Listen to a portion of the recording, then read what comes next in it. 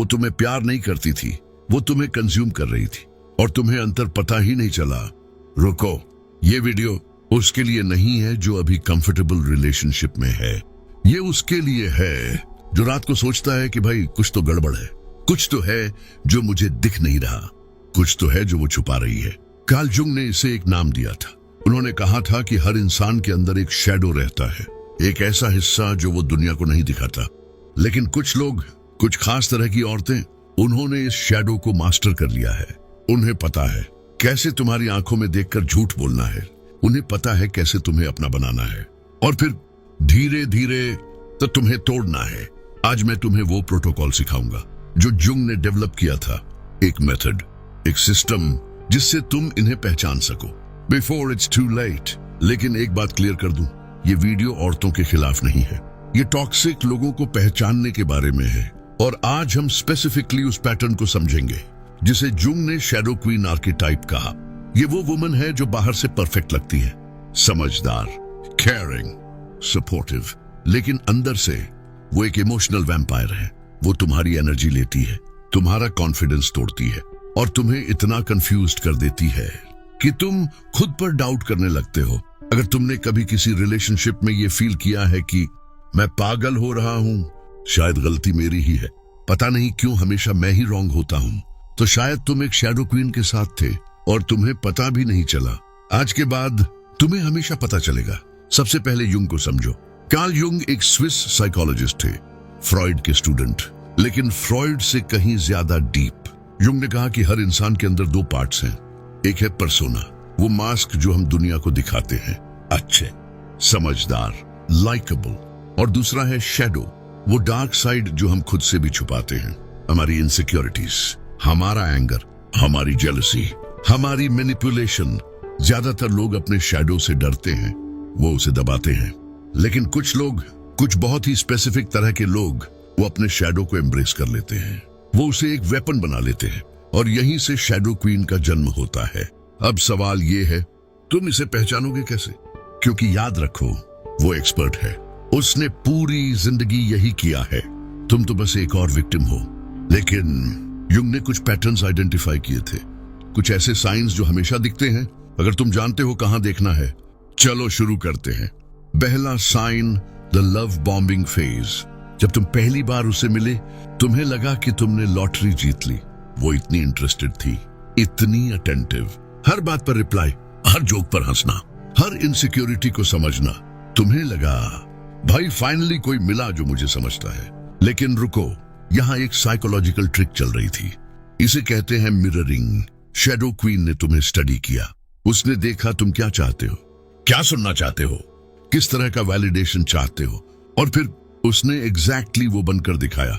वो तुम्हारी dream girl नहीं थी, वो तुम्हारी ड्रीम गर्ल का एक्टिंग कर रही थी। एक टेस्ट है, अगर रिलेशनशिप की शुरुआत इतनी परफेक्ट है कि बिलीवेबल नहीं लगती, तो शायद वो रियल नहीं है। हेल्थी रिलेशनशिप्स धीरे धीरे ग्रो करती हैं, ट्रस्ट बनता है, अंडरस्टैंडिंग डेवलप होती है, लेयर्स खुलती है। लेकिन शैडो क्वीन के साथ सब कुछ इंस्टेंट है। तू मेरा सोलमेट है, मैंने तुझे हमेशा से ढूंढा, हम मेंट टू बी हैं। पहले हफ्ते में ये लव नहीं है, ये एक ट्रैप है।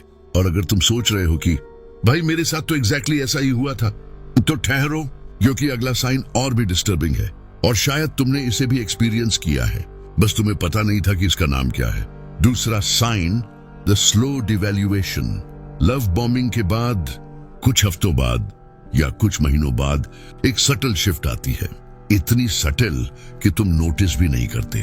वो कॉम्प्लीमेंट्स कम हो जाती है, वो एक्साइटमेंट खत्म हो जाती है और अचानक तुम कुछ भी सही नहीं कर पाते। तू बदल गया है, पहले जैसा नहीं रहा। मुझे लगता है तू मुझे प्रायोरिटी नहीं देता। तुम कंफ्यूज हो, तुम सोचते हो शायद तुमने कुछ गलत किया, तुम और ज्यादा ट्राई करते हो और वो और कोल्ड हो जाती है। युंग ने इसे इंटरमिटेंट रीइंफोर्समेंट कहा। ये सेम टेक्निक है जो कैसीनोस यूज करती हैं। कभी तुम जीतते हो, कभी हारते हो, और ये अनप्रेडिक्टेबिलिटी, ये तुम्हें एडिक्टेड बना देती है। जब वो अचानक स्वीट हो जाती है, तुम्हारा ब्रेन डोपामीन रिलीज करता है। तुम सोचते हो देखा वो बदल गई, लेकिन अगले दिन वापस वही कोल्डनेस, और तुम उस डोपामीन हिट का इंतजार करते रहते हो। जैसे एक एडिक्ट।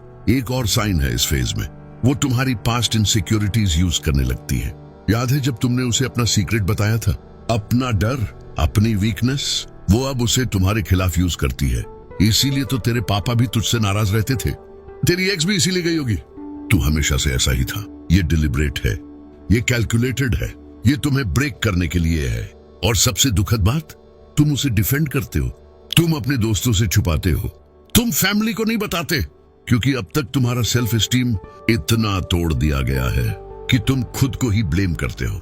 शायद वो सही कहती है, शायद मैं रियली इतना बुरा हूं, शायद मुझे और बेहतर बनना चाहिए।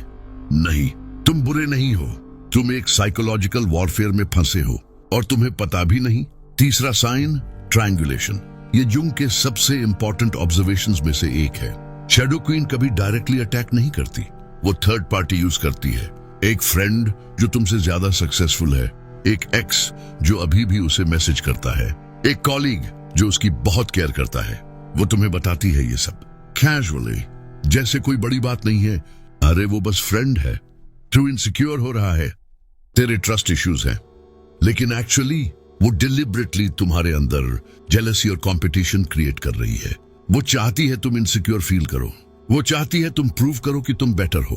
और जब तुम रिएक्ट करते हो, इस देखा तू इतना पॉसेसिव है, मैं तो बस बता रही थी, तेरी प्रॉब्लम है, तुम ट्रैप में और फंस गए। अब तुम सोच रहे होगे ठीक है ये सब तो समझ आया, लेकिन अगर मैं पहले से ही इसमें फंसा हूं तो निकलूं कैसे? अच्छा सवाल। और अगला पार्ट एग्जैक्टली इसी के बारे में है। लेकिन पहले एक और साइन है जो तुम्हें जानना जरूरी है, सबसे डेंजरस साइन, वो जो फाइनल ट्रैप है। चौथा साइन, द ट्रॉमा बॉन्ड। ये वो स्टेज है जहां तुम फिजिकली लीव कर सकते हो, लेकिन इमोशनली नहीं। तुम जानते हो वो टॉक्सिक है, तुम जानते हो ये रिलेशनशिप तुम्हें डिस्ट्रॉय कर रही है, लेकिन तुम जा नहीं पाते। क्यों? क्योंकि अब तक तुम्हारा ब्रेन रीवायर्ड हो चुका है। तुम्हें उसकी अप्रूवल चाहिए, तुम्हें उसकी वैलिडेशन चाहिए, तुम्हें वो ओकेजनल काइंडनेस चाहिए जो वो दिखाती है। जुंग ने इसे शैडो प्रोजेक्शन कहा। तुमने उसके अंदर वो सब देखा जो तुम खुद बनना चाहते थे, कॉन्फिडेंट, पावरफुल, इन कंट्रोल, और अब तुम उस प्रोजेक्शन के एडिक्टेड हो, उसके नहीं, उस इमेज के जो तुमने क्रिएट की थी। सबसे बड़ा लाई जो शैडो क्वीन बोलती है, तू ही अकेला है जो मुझे समझता है। ये तुम्हें स्पेशल फील कराने के लिए नहीं है, ये तुम्हें ट्रैप करने के लिए है, ये तुम्हें रिस्पॉन्सिबिलिटी देने के लिए है। अगर तू गया तो मैं टूट जाऊंगी, और तुम गिल्ट में फंस जाते हो, तुम रुक जाते हो, तो निकलोगे कैसे? जुंग ने इसके लिए भी एक मेथड दी। उसने कहा, until you make the unconscious conscious, it will direct your life and you will call it fate. मतलब जब तक तुम समझोगे नहीं कि तुम्हारे साथ क्या हो रहा है, तब तक तुम इससे बाहर नहीं निकल पाओगे। पहला स्टेप, अवेयरनेस, जो तुमने अभी किया है। तुमने पैटर्न्स को समझा, तुमने नेम्स जाने, अब तुम देख सकते हो। ये सबसे जरूरी स्टेप है। दूसरा स्टेप, नो कांटेक्ट। ये सबसे मुश्किल है, लेकिन सबसे जरूरी। शैडो क्वीन की पावर है एक्सेस, तुम तक पहुंचने की, तुम्हारी इमोशंस तक पहुंचने की। वो एक्सेस बंद करो, ब्लॉक करो, डिलीट करो, कोल्ड टर्की। कोई लास्ट कॉन्वर्सेशन नहीं, कोई क्लोजर नहीं। क्लोजर तुम्हें वो देगी नहीं, क्लोजर तुम खुद को दोगे। तीसरा स्टेप, रिबिल्ड। तुम्हारा सेल्फ एस्टीम टूटा है, रीबिल्ड करो। जिम जाओ, नया स्किल सीखो, पुराने दोस्तों से मिलो, वो काम करो जो तुम्हें अच्छा लगता था पहले, उससे पहले। और सबसे इंपॉर्टेंट चौथा स्टेप, फॉरगिव योरसेल्फ। तुम बेवकूफ नहीं थे, तुम वीक नहीं थे, तुम एक ह्यूमन थे जो प्यार चाहता था, और किसी ने उस चाहत का फायदा उठाया। वो तुम्हारी गलती नहीं है, लेकिन अब जो होगा वो तुम्हारी रिस्पॉन्सिबिलिटी है। अगर इस वीडियो ने तुम्हारी आंखें खोली तो लाइक करो, सब्सक्राइब करो, और किसी को भेजो जिसे इसकी जरूरत है। शायद वो अभी किसी शैडो क्वीन के साथ है, शायद वो अभी कंफ्यूज्ड है, शायद ये वीडियो उसकी लाइफ बचा दे। मिलते हैं अगली वीडियो में, तब तक अपना ख्याल रखो, और याद रखो, तुम जितना सोचते हो उससे कहीं ज्यादा स्ट्रांग हो।